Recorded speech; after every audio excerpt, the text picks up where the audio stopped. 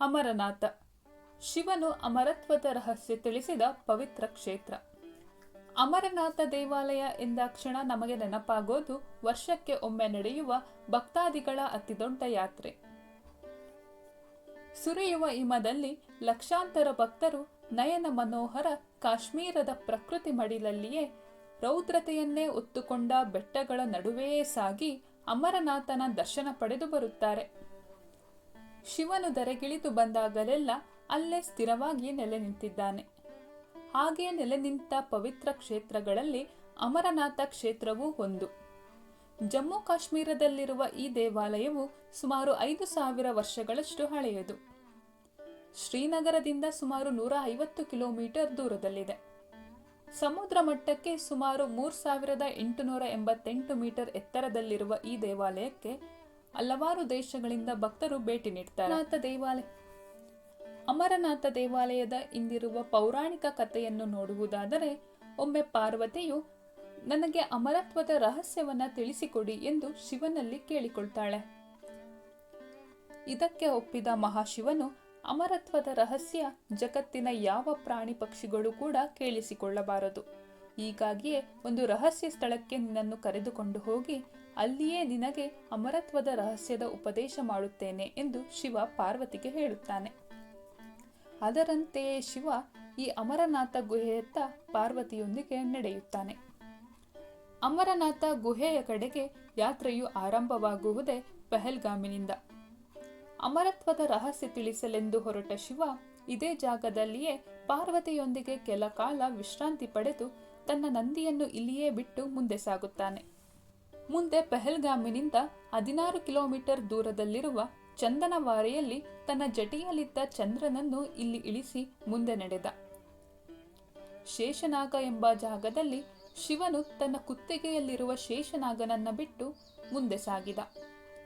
ಇದಾದ ಮೇಲೆ ಯಾತ್ರಿಗಳಿಗೆ ಎದುರಾಗುವುದೇ ಮಹಾಗುಣಾಸ್ ಪರ್ವತ. ಇಲ್ಲಿ ತನ್ನ ಮಗ ಗಣೇಶನನ್ನ ಬಿಟ್ಟು ಮುಂದಕ್ಕೆ ತೆರಳಿದ. ಮಹಾಗುಣಾಸ್ ಪರ್ವತದ ಬಳಿಕ ಬರುವುದು ಪಂಚತಾರಿಣಿ. ಇಲ್ಲಿ ಶಂಕರನು ಪಂಚಮಹಾಭೂತಗಳನ್ನು ತ್ಯಜಿಸಿದ. ಪಂಚತಾರಿಣಿಯಿಂದ 3 ಕಿಲೋಮೀಟರ್ ದೂರದಲ್ಲಿ ಪಂಚನದಿಗಳ ಸಂಗಮವಿದೆ. ಕೆಲ ನಂಬಿಕೆಗಳ ಪ್ರಕಾರ ಶಿವನ ಜಟೆಯಿಂದಲೇ ಈ 5 ನದಿಗಳ ಉಗಮವಾಯಿತು ಎಂದಿದೆ. ಇದೇ ಜಾಗದಲ್ಲಿಯೇ ಶಿವನು ಗಂಗೆಯನ್ನು ಜಟೆಯಿಂದ ಇಳಿಸಿದನು ಎಂಬ ನಂಬಿಕೆಯೂ ಇದೆ. ಸಂಗಮದಿಂದ 3 ಕಿಲೋಮೀಟರ್ ದೂರದಲ್ಲಿರುವ ಗುಹೆಗೆ ಶಿವ ಪಾರ್ವತಿಯೊಂದಿಗೆ ತೆರಳಿದ.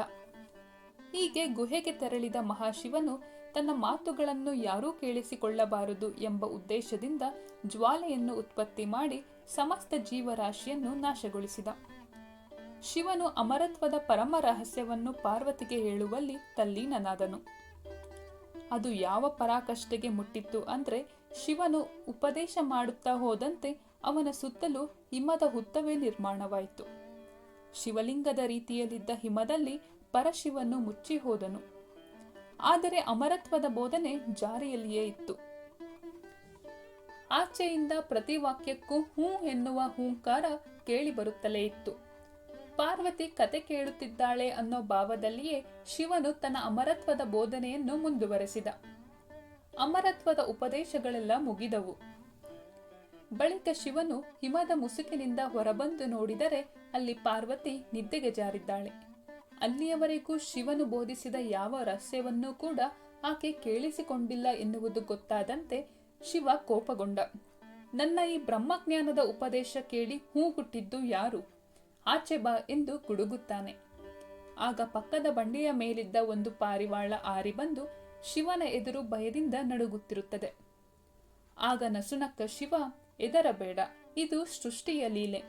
ನಿನ್ನನ್ನು ಶಾಪ ಮುಕ್ತಗೊಳಿಸಲು ಮತ್ತು ಬ್ರಹ್ಮಜ್ಞಾನ ನೀಡಲೆಂದೇ ಈ ಮಾಯೆಯನ್ನು ರಚಿಸಲಾಗಿದೆ. ಈ ಬ್ರಹ್ಮಜ್ಞಾನ ಪಡೆಯುವಲ್ಲಿ ನಿನ್ನ ಪಾತ್ರವು ಪೂರ್ವದಲ್ಲಿಯೇ ನಿಶ್ಚಯವಾಗಿತ್ತು. ಈಗ ನೀನು ನಿಮ್ಮ ಗುರುವಿನ ಶಾಪದಿಂದ ಮುಕ್ತಿ ಪಡೆದಿದ್ದೀರಿ, ಬ್ರಹ್ಮಜ್ಞಾನಿ ದೌಮ್ಯ ಋಷಿ ಎಂದು ಶಿವ ನುಡಿದಾಗ ಪಾರಿವಾಳದ ರೂಪದಲ್ಲಿದ್ದ ದೌಮ್ಯ ಋಷಿಗಳು ನಿಜರೂಪಕ್ಕೆ ಬಂದು ಶಿವನ ಪಾದಗಳಿಗೆ ನಮಿಸಿ ನಾನು ಕೃತಾರ್ಥನಾದೆ ಎಂದು ಹೇಳುತ್ತಾರೆ. ದೌಮ್ಯ ಋಷಿಯ ನಿರ್ಗಮನದ ನಂತರ ಪಾರ್ವತೀ ದೇವಿ ಶಿವನ ಬಳಿ ಬಂದು, ಸ್ವಾಮಿ, ನಾನು ಈಗಲೂ ಕೂಡ ಆ ಬ್ರಹ್ಮಜ್ಞಾನದಿಂದ ವಂಚಿತಳಾದನೆ ಎಂದು ಕೇಳುತ್ತಾಳೆ. ಆಗ ಉತ್ತರಿಸಿದ ಶಿವ, ದೇವಿ, ಸಮಯ ಬಂದಾಗ ಈ ನಿನ್ನ ಪ್ರಶ್ನೆಗೆ ಉತ್ತರ ಅವಶ್ಯವಾಗಿ ಸಿಗಲಿದೆ. ನಿನ್ನ ಮನದ ಉದ್ವಿಗ್ನತೆಯನ್ನು ಶಮನಗೊಳಿಸು. ಸದ್ಯಕ್ಕೆ ನಿನ್ನ ಮನದಲ್ಲಿ ಹುಟ್ಟಿರುವ ಪ್ರಶ್ನೆಯನ್ನಷ್ಟೇ ಕೇಳು ಎಂದು ಹೇಳುತ್ತಾನೆ. ಆಗ ಪಾರ್ವತಿ ದೇವಿ, ಈ ಅಮರನಾಥ ಗುಹೆ ನಿಮ್ಮ ಬ್ರಹ್ಮಜ್ಞಾನ ಬೋಧನೆಯಿಂದಾಗಿ ಬ್ರಹ್ಮಭೂಮಿಯಂತಾಗಿದೆ. ಇಲ್ಲಿನ ಆಧ್ಯಾತ್ಮಿಕ ವಾತಾವರಣದಿಂದಾಗಿ ನನ್ನ ಮನಸ್ಸು ಇಲ್ಲಿಂದ ಹೊರಡಲು ಒಪ್ಪುತ್ತಿಲ್ಲ. ನಾವು ಇಲ್ಲಿಯೇ ಸದಾಕಾಲ ನೆಲೆಸಿ ಬಿಡೋಣವೇ ಎಂದು ಶಿವನಲ್ಲಿ ಕೇಳುತ್ತಾಳೆ. ಅದಕ್ಕೆ ಶಿವನು ತಥಾಸ್ತು ಎನ್ನುತ್ತಾನೆ. ಶಿವ ಪಾರ್ವತಿಯರು ಅದೇ ಹಿಮಲಿಂಗದಲ್ಲಿ ಜ್ಯೋತಿ ಸ್ವರೂಪದಲ್ಲಿ ಸದಾಕಾಲ ನೆಲೆಗೊಳ್ಳುತ್ತಾರೆ. ನೀಲಮತ ಪುರಾಣ ಮತ್ತು ಶಿವಪುರಾಣದಲ್ಲಿ ಈ ಅಮರನಾಥ ಸ್ಥಳ ಮಹಿಮೆಯ ಬಗ್ಗೆ ಉಲ್ಲೇಖವಿದೆ. ಪ್ರತಿ ವರ್ಷ ಆಷಾಢ ಮಾಸದ ಚತುರ್ಥಿಯಿಂದ ಶ್ರಾವಣದ ಪೂರ್ಣಿಮದವರೆಗೂ ಅಮರನಾಥ ದೇವಾಲಯವು ಭಕ್ತರಿಗೆ ತೆರೆದಿರುತ್ತದೆ. ಮರಳಿ ಮುಂದಿನ ವರ್ಷ ಇದೇ ಸಮಯಕ್ಕೆ ಮತ್ತೆ ತೆರೆಯುತ್ತದೆ. ಪ್ರತಿ ವರ್ಷ ಇಲ್ಲಿಗೆ ಲಕ್ಷಾಂತರ ಭಕ್ತರು ಬಂದು ಅಮರನಾಥನ ದರ್ಶನ ಪಡೆದು ಪುನೀತರಾಗುತ್ತಾರೆ. ಪಹಲ್ಗಾಮಿನಿಂದ ಶುರುವಾಗುವ ಭಕ್ತಾದಿಗಳ ಪಾದಯಾತ್ರೆ ಸುಮಾರು 37 ಕಿಲೋಮೀಟರ್ ವರೆಗೂ ಸಾಗುತ್ತದೆ. ಅಷ್ಟು ದೂರ ನಡೆದ ಬಳಿಕ ಅಮರನಾಥನ ದರ್ಶನವಾಗುತ್ತದೆ. ಹಿಮದ ರೂಪದ ಶಿವಲಿಂಗದಲ್ಲಿ ನೆಲೆಗೊಂಡಿರುವ ಈ ಅಮರನಾಥ ಭಕ್ತಾದಿಗಳಿಗೆ ದಿವ್ಯ ಜ್ಞಾನದ ಆಶೀರ್ವಾದ ನೀಡುತ್ತಾನೆ. ಸ್ನೇಹಿತರೆ, ಈ ವಿಡಿಯೋ ನಿಮಗೆ ಇಷ್ಟವಾಗಿದ್ದಲ್ಲಿ ಲೈಕ್ ಮಾಡಿ, ಶೇರ್ ಮಾಡಿ ಮತ್ತು ನಮ್ಮ ಚಾನೆಲ್ನ ಸಬ್ಸ್ಕ್ರೈಬ್ ಮಾಡಿ. ಧನ್ಯವಾದಗಳು.